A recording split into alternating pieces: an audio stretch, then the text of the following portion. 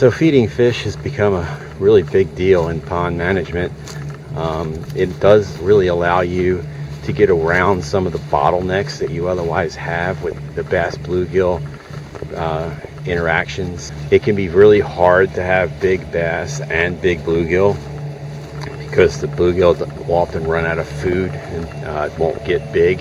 This allows you to bypass that and allows you to get the pond nirvana of having big bass and big bluegill.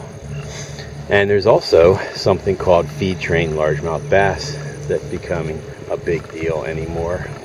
That's another thing. It's especially useful, I believe, on small ponds that you have a hard time getting bass up to a big size because, again, the food issue is there. And this allows you to eliminate that bottleneck and have big bass that are also easy to catch, which makes it good for kids.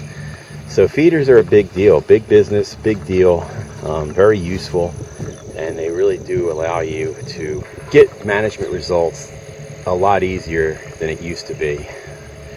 They hold a ton of food. These guys have more than a 3-week supply here. They are electronically set up to go off at specified times and for specified periods of time. So this one here is set up for about 4 times a day at about 3 seconds per time. And so you can customize it to how much food you want in the water, how often you feed it, and they constrain it by season to accommodate the fact that as water temperature decreases, their feeding rate decreases, so you don't need to waste food because feed is not all that cheap, to be honest.